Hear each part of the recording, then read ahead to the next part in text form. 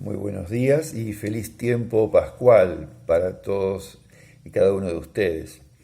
Estamos en el segundo domingo de Pascua, que es el domingo de la misericordia. Y vamos a reflexionar sobre el Evangelio de Juan, capítulo 20, del versículo 19 al 31. Es una aparición, dos apariciones en realidad de Jesús a sus discípulos, narradas por el evangelista Juan. En primer lugar, vamos a detenernos en la comunidad.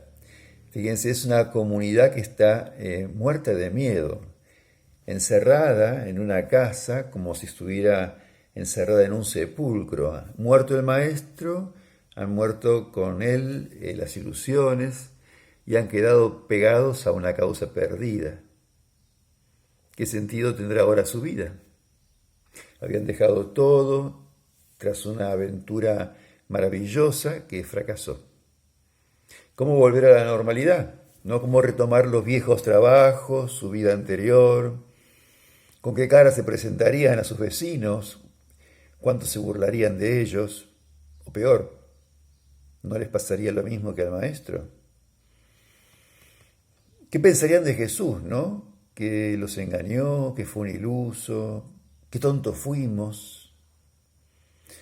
Aunque tal vez en su interior más profundo, ¿no? Se negaran o se resistieran a pensar que todo podía terminar, ¿no? Que ese ser extraordinario que los encandiló, del cual se enamoraron, de Jesús, hubiese muerto para siempre. Difícil, ¿no? Creer que esa maravillosa utopía haya sido solamente una ilusión, un mal sueño. Por otra parte, estarían seguramente con culpas, porque lo abandonaron, lo negaron, por su cobardía, por no haberse dado cuenta de que entre ellos había un traidor, por haberse quedado dormidos en el huerto cuando él les pidió que lo acompañaran.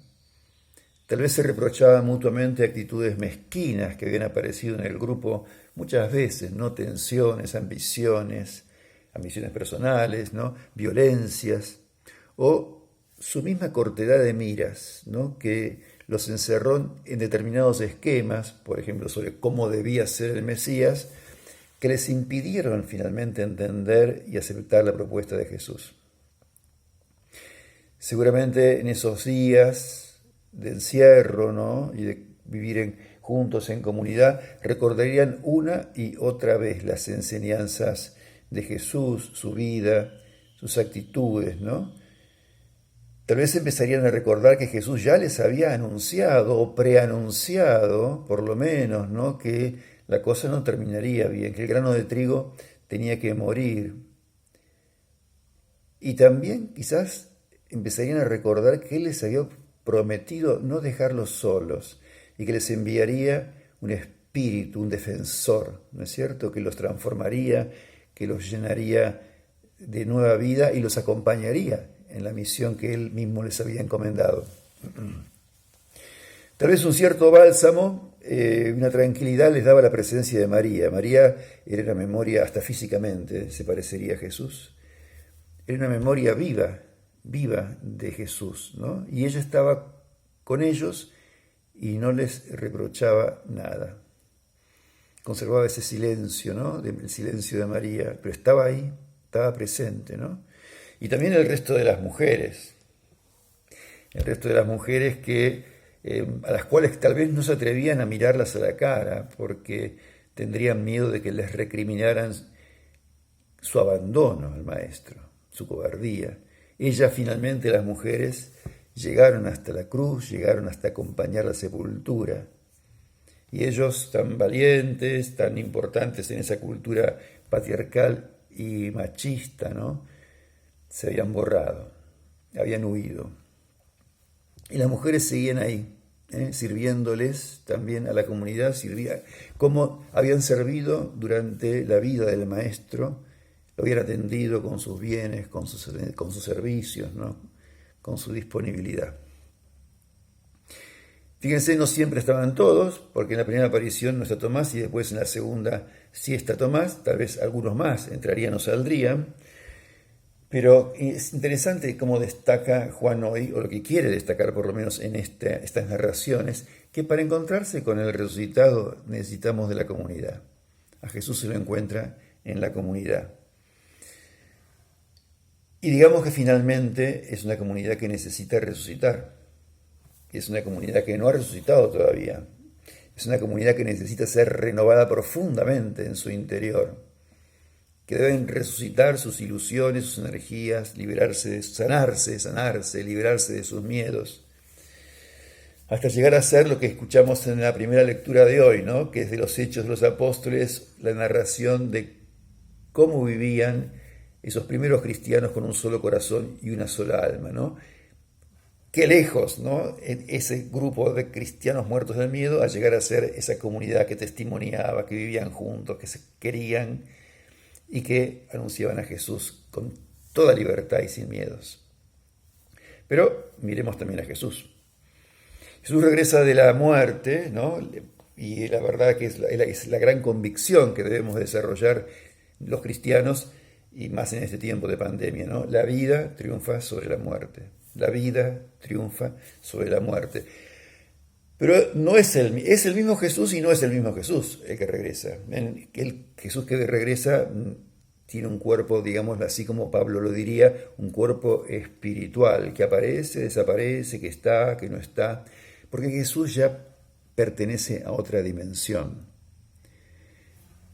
No hay duda que es el mismo crucificado el que resucitó. Y la prueba son esas llagas que Él les muestra, ¿no? Como un testimonio de su identidad y de su amor y de su entrega total por ellos. Y por 3 veces en este Evangelio Jesús saluda con la paz.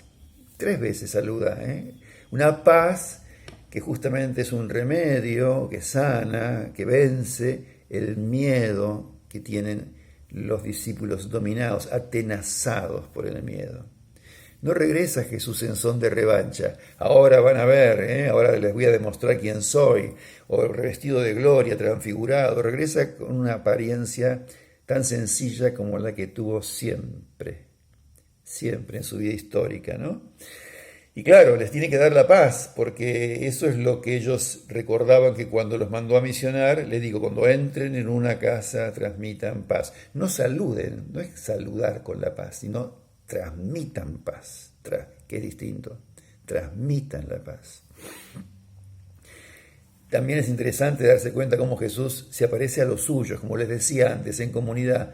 Podría haberse aparecido al Sanedrín, a Pilato, para decirle, ven, resucité, ven que tenía razón. No, solo se aparece a los que lo acompañaron y fueron, mejor o peor, sus discípulos, sus amigos.